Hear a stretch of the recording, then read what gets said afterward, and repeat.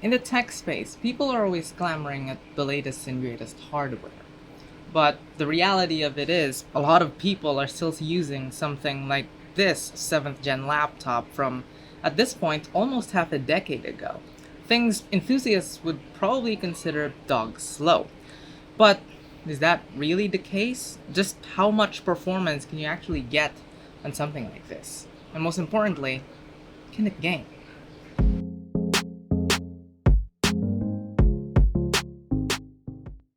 The Lenovo IdeaPad 330S that I have with me today features the chip that we'll be talking about, the Intel Core i3-7030U. It's not the first time that I've talked about this chip on this channel actually. I talked about it in this video that nobody watched, which is great because it was pretty terrible. Anyways, it's a 14nm Kaby Lake CPU with 2 cores, 4 threads clocked at 2.3 GHz with 3 MB of L3 cache and integrated HD 620 graphics. More on that in a bit. This is wholly unimpressive nowadays. In fact, back in its release in 2018, it wasn't exactly the fastest thing in the world either. Though with the 2 hyper-thread quad Kaby Lake cores, it's also not the slowest thing. The big problems with this chip though, which I outline in this terrible video, are 1. The unfortunate timing of this generation of chips, and 2. Its lack of turbo boost. Kaby Lake, which is the generation that this chip belongs in, launched in Q1 2017, before Ryzen. They were essentially incremental upgrades to the previous generation, Skylines, in a time when massive industry disruption was about to unfold.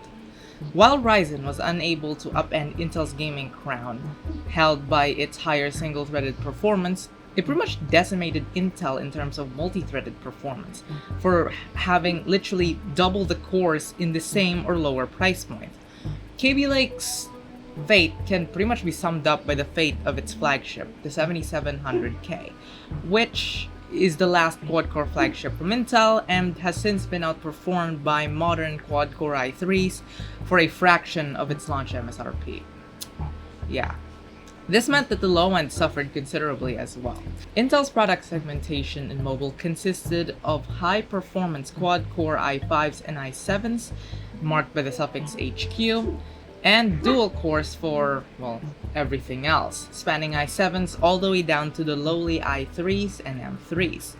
This meant that most chips were essentially the same thing, just differentiated by clock speeds. And that's where trouble begins. See, the i5s and i7s were actually clocked decently well, with base clocks that were somewhere in between 2.3 to 3.3 GHz for these 15-watt U-series CPUs. And, crucially, they were able to boost much higher than that, thanks to a technology that Intel calls turbo boost, which allows a processor to temporarily boost its clock speed for a short period of time whenever it sees the need to, then clocking down to save power, a crucial thing in a laptop that has a battery. This corresponds into an overall snappier experience and helped these dual cores actually claw back some performance by having boost clocks that were well in excess of 3 GHz even for the lowest end i5, with the i7 clocking in as high as 4 GHz. But the i3s? Well, even the lowest end 7130U had a base clock of just 2.7 GHz, which would be passable if it wasn't for the lack of the aforementioned turbo boost. This meant that their fairly low base clocks were as high as these dual cores can go.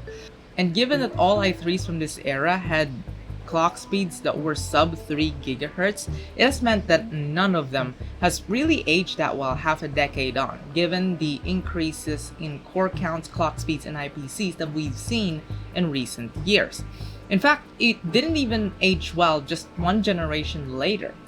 The 8th gen mobile Intel CPUs were just as much a leap in performance as their desktop counterparts, especially in the low end. i7s and i5 CPUs all became quad cores, differentiated by clock speeds, meaning that the i3s, which remained dual cores, finally had access to turbo boost, which allowed them to dramatically increase their performance over their previous generation i3s without even increasing the core counts or having any change in architecture. All of this effectively made 7th gen mobile CPUs obsolete, like their desktop counterparts, which is where our story ends. That doesn't mean though that this is a completely dead generation. Far from it actually. These things sold despite their poor reputation just because, well, there were deals after the release of 8th gen, which lowered the prices of these chips considerably. They didn't age well, but they also became cheaper, and the relative improvement in efficiency, which was noticeable during that time over Skylake, made them favored by businesses who had to buy laptops for their employees. Anyone my age has probably had to endure using and trying to game on these at some point due to their parents having them for work, which is exactly what we will be trying to do today. As mentioned previously, this CPU has an Intel HD 620 graphics integrated to it.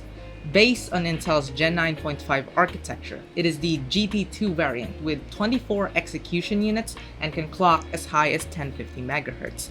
It succeeded the Skylake Gen 9 based HD 520 with a few improvements to performance and efficiency, and got further refined into the UHD 620, which also had some efficiency improvements and, importantly, as the name implies, support for native 4K output, but is still the same 24EU Gen 9.5 chip.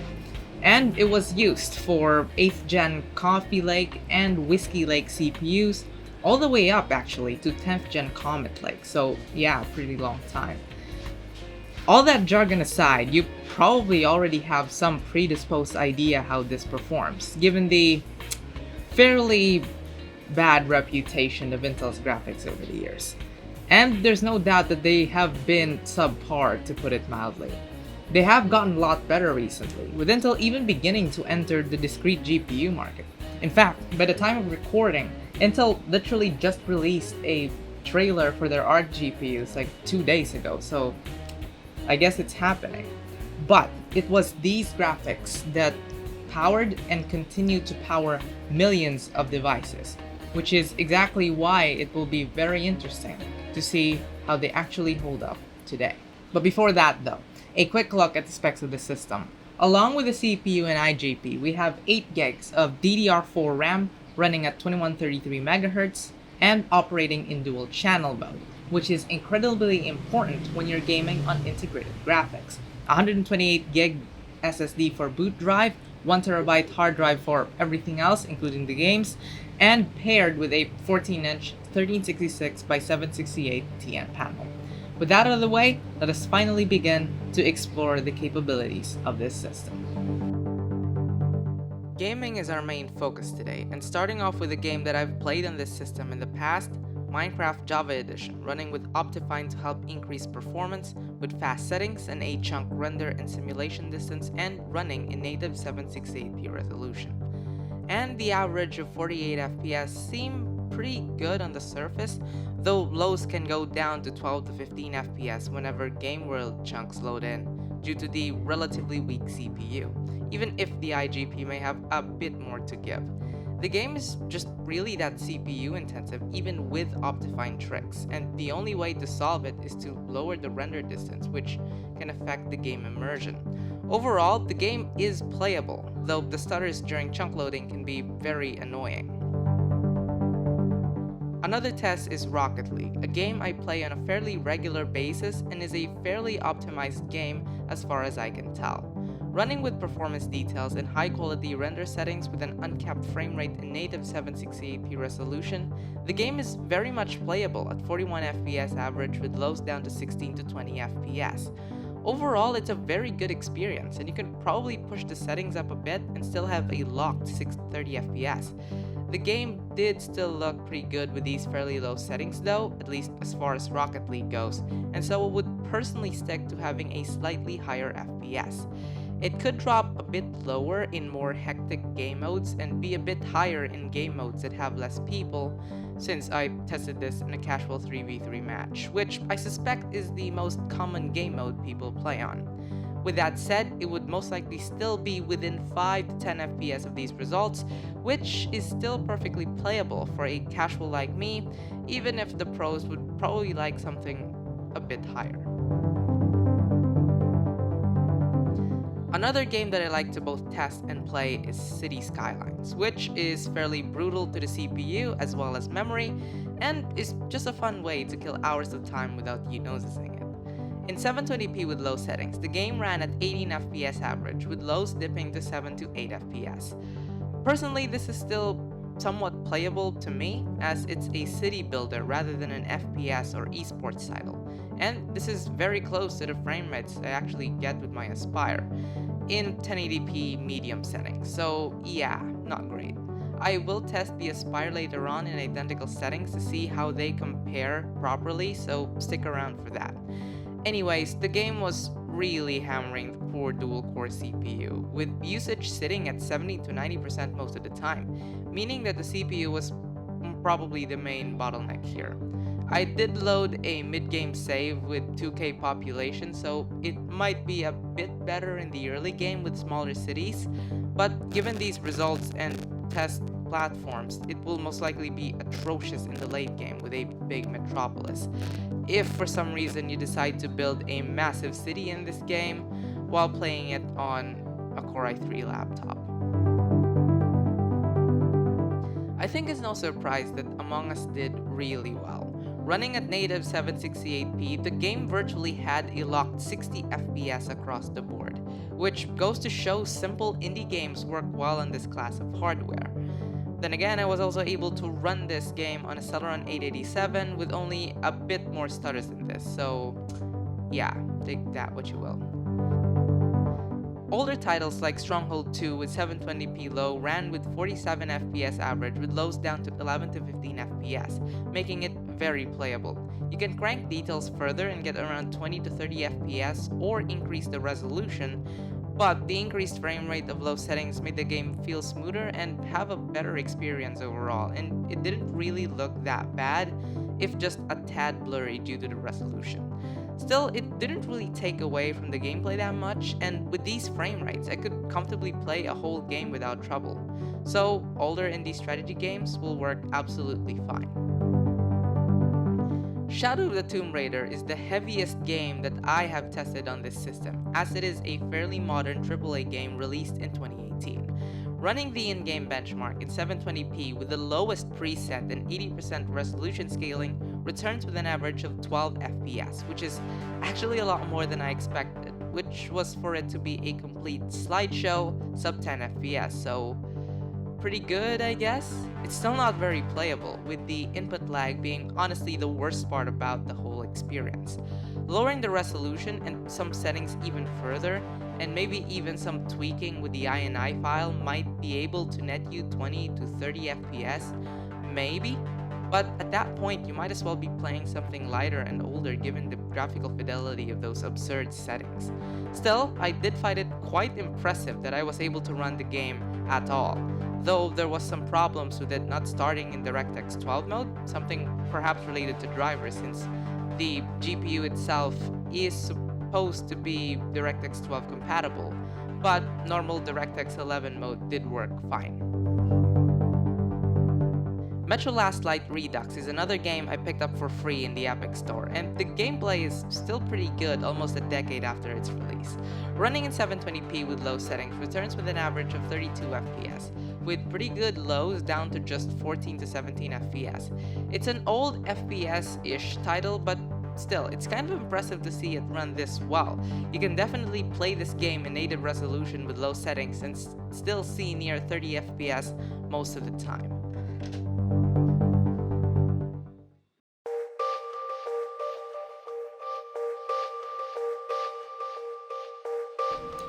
To give some perspective on how this actually performs relative to other things, I whipped out my Aspire 3 with a Ryzen 5 3500U and Vega 8 iGPU and ran all of these games with matched settings to see how they compare.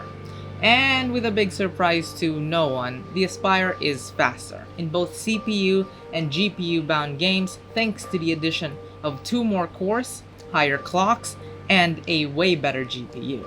All in all, you see the Ryzen equipped Aspire pull ahead by about 70% more on average, though some games do have more uplift than others, likely to do with optimizations and some other bottlenecks in the system. This difference is actually less than I expected, but one thing the Aspire can do is hold its performance in higher settings and resolutions, thanks to the extra headroom afforded by the Vega 8 that's on board. And the addition of more cores and higher clocks means that it can hold that performance while doing multitasking better than this low-clocked dual-core i3. One thing you get with an Intel IGP that everyone seems to forget but is useful when you need it is quick-sync video encoding, which could be used to stream and record your screen in OBS, even if it's not the best quality. I decided to test that by recording two games in 720p, Minecraft and Rocket League, both of which behaved very differently from each other. Minecraft worked really well here. I was able to run the balanced preset and it had minimal performance loss compared to a sanitized benchmark run. However, Rocket League suffered significantly, almost halving the average FPS and dragging lows down considerably as well. And that's despite me having to use the very fast preset due to the recording literally being unwatchable in balanced. Overall, in a pinch, it's useful, but expect to run into problems when you're pushing the system a bit too much. And in any case, it's almost definitely faster than CPU encoding. I didn't test OBS for this because I didn't want to get stuck with a bunch of unwatchable clips that I've just had to show right now. So I tested Handbrake because I've had to encode the clips that I recorded from MKV to MP4 anyways because I forgot to set it to MP4 in the first place. And it really shows here that while the quick-sync video encoder doesn't really do well in some like GPU-bound applications, it's still a long ways off from x265 CPU encoding and is very nice to have on something this low core count, low clock speed CPU, because this thing reduced render times by 5 freaking times. It's insane. And it's actually one of the reasons why I really liked quick-sync video on these Intel CPUs. So yeah. I also threw a wrench in here as well, and I tested AMD's VCE with my Vega 8 laptop here, and it about halved the encoding times of the quick-sync video of the HD620. Also threw the 3500U in here just for lols, and yeah, it's still not as good as like H.265 on quick-sync, and it's marginally better than X265 on the dual-core CPU. So the point is, if you have an iGPU that is, or any GPU really, that is capable of like hardware accelerated video encoding, freaking use it, please. You're saving yourself a lot of time with that. Synthetics and application tests I put near the very end due to the fact that I already know how this performs and it's kind of boring, to be honest. We know that this is at a massive disadvantage, and what is there more to say besides this is pretty slow by today's standards? It is. However, general usage remains fairly responsive, helped along by a half-decent SSD and 8 gigs of dual-channel memory, which is sort of needed nowadays given how much RAM everything takes up. There will be some slowdowns just due to the fact that it's a low-clock dual-core.